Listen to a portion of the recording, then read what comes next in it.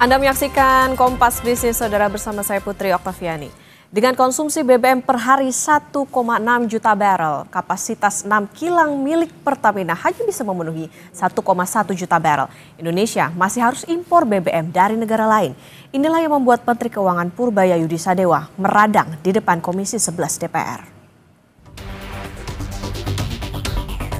Menteri Keuangan Purbaya Yudi Sadewa dan Menteri ESDM Bahlil Lahadalia saling saut urusan energi. Di depan Komisi 11 DPR, Menkyu Purbaya kesal lantaran sejak tahun 1998 Pertamina tidak menambah kilang baru. Sampai saat ini, Pertamina lewat anak usahanya yaitu Kilang Pertamina Internasional mengoperasikan 6 kilang. Rinciannya, refinery unit di Dumai, Riau, Pelaju, Sumatera Utara, Cilacap, Jawa Tengah, Balikpapan, Kalimantan Timur, Balongan, Jawa Barat, Kasim Sorong, Papua Barat. Total kapasitas kilang ini mencapai 1.100 MBOPD, yang berarti ribuan barel minyak per hari. Kami sederhanakan jadi 1,1 juta barel minyak per hari. Kita pernah bangun kilang baru nggak? Nggak pernah.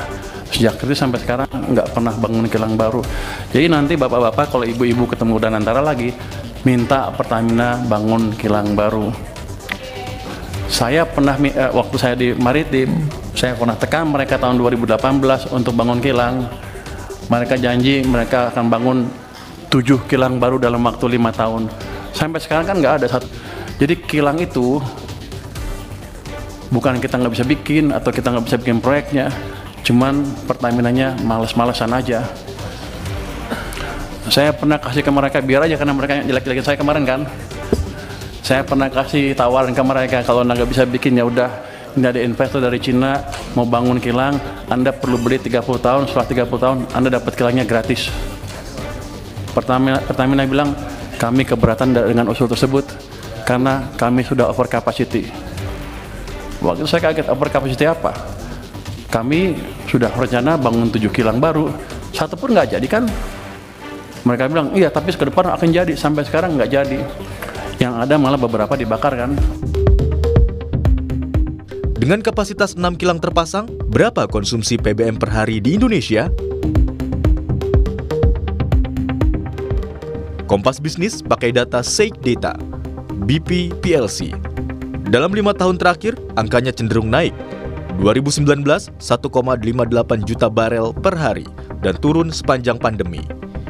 Kemudian, angkanya kembali naik di tahun 2023 menjadi 1,6 juta barel per hari. Kritik Menkyu Purbaya direspons Menteri ESDM, Bahlil Lahadalia. Kata Bahlil, ESDM fokus pada proses. Saya tidak mau mengomentari pernyataan orang lain. Silakan ditanyakan kepada yang mengomentari. Tugas saya adalah bagaimana memastikan agar mengawasi teman-teman kolaborasi dengan Pertamina untuk yang kilang-kilang lagi berjalan bisa cepat selesai. Soal kilang terbakar aja kalau gitu nggak apa-apa. Ya, kilang terbakar tanyakan dulu kepada Pertamina karena tim saya belum pulang dari lokasi. Antara kebutuhan dan kapasitas yang tidak cocok membuat Indonesia harus mengimpor BBM tiap hari. Setidaknya 500.000 barel untuk menutup kekurangan. Tetapi membangun kilang juga tidak murah. Ada banyak aspek yang memengaruhi, seperti target kapasitas, lokasi, desain dan teknologi, investor, studi kelayakan, sampai kepastian hukum dan perpajakan yang ada di bawah Kementerian Keuangan. Imron Fadilah, Diah Mega Anjaya, Tim Liputan, Kompas TV.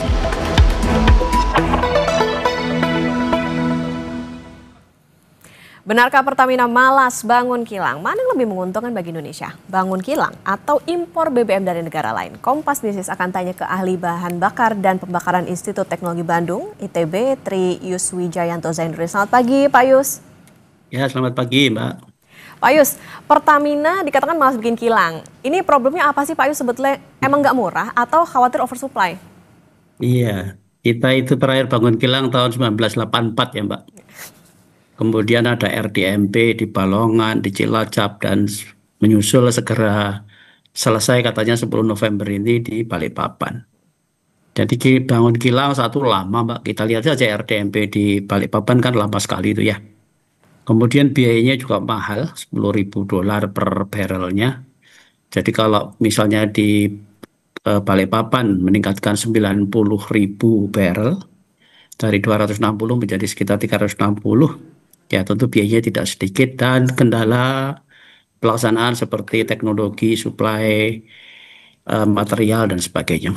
Dan selain itu juga, kalau kita membangun kilang, mesti cari lokasi yang pas lah, supaya nanti distribusinya itu lebih merata, bisa menjangkau ke wilayah-wilayah yang menjadi kewajiban suplainya.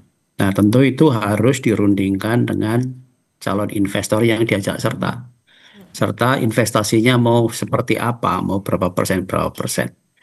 Nah, biasanya investor ini juga sudah menggandeng sumber minyak bumi yang akan digunakan, karena membangun kilang nantinya harus disetting sesuai dengan spesifikasi minyak bumi yang akan diolah. Nah, kita tahu bahwa produksi minyak bumi di Indonesia itu kan sudah menurun tajam. Sudah tidak cukup lagi untuk melayani kilang yang ada. Tidak seperti dulu sebelum tahun 90-an mungkin beberapa kilang sudah bisa dicukupi kebutuhan minyak buminya dengan minyak bumi dari dalam negeri. Tapi kan sekarang kita sudah net importer, tidak hanya sekedar dari jumlahnya, tapi juga dari sisi pendapatannya. Dulu kita net eksportir karena produksi minyak kita besar, lebih besar dibandingkan dengan yang diimpor. Kemudian sejalan dengan penurunan karena minyak bumi kita harganya mahal karena termasuk dalam klasifikasi sweet crude oil atau mengandung sulfur rendah, maka secara keekonomian atau secara biaya kita masih ada untung lah dengan mengekspor minyak kita, mengimpor minyak dari Timur Tengah. Tapi sekarang karena produksinya sudah turun jauh, kita lebih banyak importnya. Sehingga kilang-kilang sudah disetting dengan menggunakan spesifikasi minyak bumi yang diimpor. Oke, Nah, minyak bumi sendiri harganya fluktuasi kan Pak, tergantung dari geopolitik. Misalnya seperti minyak bumi dari Rusia karena ada perang dengan Ukraina, mereka terhambat juga untuk memberikan suplai itu. Sehingga membangun kilang satu mahal, dua butuh biaya yang tidak sedikit. Ketika harus berunding dengan investornya, menentukan lokasi dan minyak bumi dari mana yang akan dipakai. Selain itu teknologinya juga, Pak. Karena teknologinya akan menentukan berapa investasi yang diperlukan dan kualitas dari produk bahan bakar yang akan dihasilkan seperti apa. Karena di dalam kilang itu ada banyak proses, Mbak. Ada seperti misalnya destilasi, ya, jadi memisahkan senyawa-senyawa berdasarkan pemanasan atau suhu. Kemudian ada cracking, memotong molekul kimia supaya menjadi produk yang lebih bermutu. Kemudian ada reforming untuk meningkatkan oktan. Kemudian ada lagi alkilasi dan isomerisasi sama untuk meningkatkan oktan. Ada desulfurisasi untuk menurunkan kadar sulfur atau hydrotreating. Dan kemudian ada blending untuk mencampur nafta yang dihasilkan tadi agar bisa memenuhi spesifikasi yang berlaku di Indonesia. Oke, Pak Yus, artinya gini, kami tangkap. Berarti untuk membangun kilang ini kan tentu nggak murah tadi ya. Dan tadi juga dikatakan soal bagaimana nantinya teknologi, kemudian produk yang dihasilkan, lalu juga bagaimana yang dihasilkan dari kilang tersebut. Nah, tapi Pak Yus, kalau kita bicara margin, lebih banyak buat Pertamina yang mana nih? Bangun kilang baru atau justru nambah kapasitas kilang yang sudah ada? Meskipun tadi kalau Pak Yus bilang sebetulnya yang diproduksi ya sudah menurun dibandingkan dengan sebelum tahun 90-an itu tadi. Ya, jadi kalau kita membangun kilang lagi, artinya memproduksi bahan bakar itu di dalam negeri, maka harga-harga bahan bakar akan berhubungan secara langsung, secara linier dengan harga minyak bumi. Kan sekarang banyak masyarakat kita yang bertanyakan, kenapa ketika minyak bumi harganya turun, kok bahan bakar kita malah naik? Nah, karena kita membeli bahan bakar jadi dari Singapura, di mana dalam pembelian bahan bakar itu berlaku hukum ekonomi. Kalau suplainya lebih rendah daripada permintaannya, tentu harganya akan naik. Sehingga belum tentu sinkron dengan harga minyak bumi yang mungkin waktu itu turun, tapi harga bahan bakar naik. Selain itu, kalau impor sekarang ini misalkan, kita mengimpor bahan bakar misalnya diesel EN 590. Harga dari sana FOB sekitar $490-500 per metric ton. FOB. Artinya kalau CIF sampai di Indonesia, anggap sajalah sekitar 600, itu masih jatuhnya di sekitar 9.600, Mbak. Nah, itu tentu harga itu akan dibandingkan dengan kalau kita memproduksi sendiri di kilang dalam negeri. Harga minyak buminya berapa, harga untuk memproses di kilang itu berapa, lebih murah mana? Karena Pertamina juga sebagai entity bisnis diminta untuk oleh pemerintah kan harus untung juga, harus setor dividen juga. Dan bagian dari anak perusahaan Pertamina yang mengelola pengadaan bahan bakar serta mendistribusikan dan menjualnya kan Patra Niaga. Jadi namanya saja sudah pakai niaga, artinya bisnis gitu ya, artinya berdagang gitu.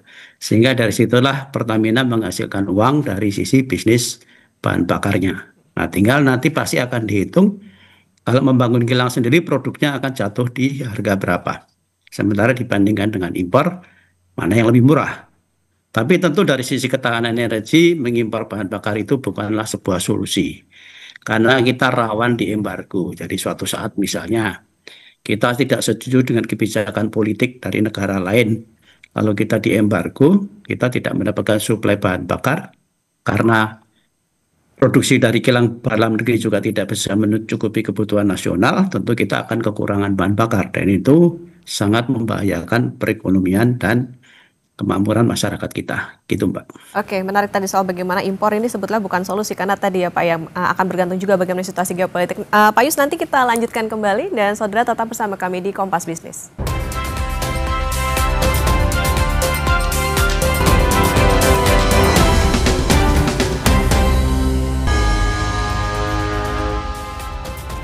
Kembali di Kompas Bisnis, saudara, dan kita akan lanjutkan perbincangan dengan ahli bahan bakar dan pembakaran Institut Teknologi Bandung, Trius Wijayanto Zainuri. Pak Yus, kita lanjutkan kembali. Pak Yus, tadi kalau kita nyinggung soal impor nih Pak, jadi apakah nambah kilang misalnya ini bisa otomatis ngurangin impor Pak, dan juga subsidinya juga kurang, bukankah malah nambah impor minyak mentah itu sendiri?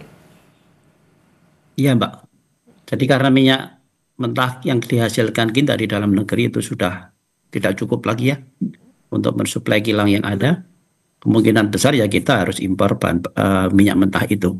Sehingga tentu di sini ada transaksi yang harus dilakukan dan juga spesifikasinya harus sesuai dengan kilang yang ada. Kecuali kalau Pertamina membangun fasilitas untuk mencampurkan minyak bumi atau kita sebut sebagai koktail gitu, untuk bisa memenuhi spesifikasi kilang. Dengan begitu kita bisa membeli minyak mentah dari manapun, lalu kemudian di-mix dulu sebelum dikirim ke kilang untuk diproses. Nah, dari sisi devisa tentu akan tetap keluar uang untuk membeli crude oil, tapi dari sisi ketahanan energi kita akan bisa memiliki itu karena kita memprosesnya di dalam negeri dan ada nilai tambah yang kita dapat dari situ, Pak. Jadi mestinya kalau diproduksi sendiri di kilang dan harganya bisa lebih murah dibandingkan impor, tentu subsidinya akan berkurang, Pak. Sehingga dengan begitu maka APBN tidak terbebani dalam jumlah yang cukup besar untuk melakukan subsidi BBM. Dan rakyat mungkin bisa mendapatkan BBM dengan harga yang lebih murah juga. Seperti yang kita lihat di negara sebelah kita di Malaysia, mereka masih memberikan subsidi kepada bahan bakarnya sehingga harga bahan bakar mereka lebih murah dari kita. Tapi tentu perbandingannya tidak apple to apple ya, Mbak. Karena jumlah penduduk di Malaysia itu jauh di bawah kita. Kemudian luas wilayah negaranya yang terdiri dari daratan, artinya transportasinya akan menjadi lebih mudah. Kemudian jumlah yang sedikit dari bahan bakarnya tentu butuh biaya untuk penyimpanan dan distribusi yang lebih kecil. Sehingga dengan begitu maka wajar kalau di sana harga bahan bakar itu lebih murah dibandingkan dengan kita. Oke, lagi-lagi memang ya PR-nya yang jadi catatan adalah pemerintah juga harus mempertimbangkan nih, karena konsumsinya saat ini aja terakhir data udah 1,6 juta barrel. Ya, Oke, Pak Yus, Peraturan Menteri Keuangan dan SDM ini kan membolehkan badan usaha milik swasta bangun kilang. Nah, kenapa nggak didorong aja misalnya swasta yang bangun kilang baru atau misalnya kolaborasi, malah kalau tadi dibilang bangun kilang baru ya kosnya lebih mahal gitu. Ya, sebenarnya saya kira mungkin pemerintah juga membuka opsi itu ya, Mbak. Boleh membuka kilang, dan kalaupun swasta membuka kilang mungkin jangan ada di Jawa. Tapi di luar Jawa yang suplai bahan bakarnya masih kurang gitu ya. Seperti misalnya di Kalimantan, kalau Mbak lihat kan di SPBU-nya antrenya panjang sekali itu. Nah, di situ mungkin tidak hanya Balikpapan saja, mungkin harus dibangun entah di Kalimantan Barat atau Kalimantan Tengah gitu yang bisa mencakup mensuplai wilayah dari Kalimantan itu secara keseluruhan. Demikian juga di Sumatera. Di Sumatera kan tinggal ada Dumai sama Pelaju ya Mbak, yang kapasitasnya kecil. Sementara di Aceh sama di Sumatera Utara nggak ada. Padahal mungkin di sana pertumbuhan ekonomi juga cukup tinggi gitu ya. Nah apalagi di Nusa Tenggara. Papua ada Sorong tapi kapasitasnya kecil sekali. Dan bahan bakar yang bisa dihasilkan itu terbatas RON 88. Sehingga harus ditambahkan dengan oktan booster atau etanol untuk menaikkan oktannya. Jadi mungkin memang sebaiknya kalau misalnya Pertamina tidak berminat untuk membangun kilang, ya dibuka opsi untuk membolehkan pihak swasta untuk membangun kilang di Indonesia. Oke, bisa membuka jadi opsi nih untuk buka kilang bareng atau misalnya kolaborasi dengan pihak swasta. Nah, tapi Pak Yus, sebetulnya ada nggak kalau dilihat hambatan secara investasi kilang dari sisi regulasi? Mestinya nggak ada ya Mbak, karena kalau investasi itu kan sebetulnya pertimbangannya bisnis ya.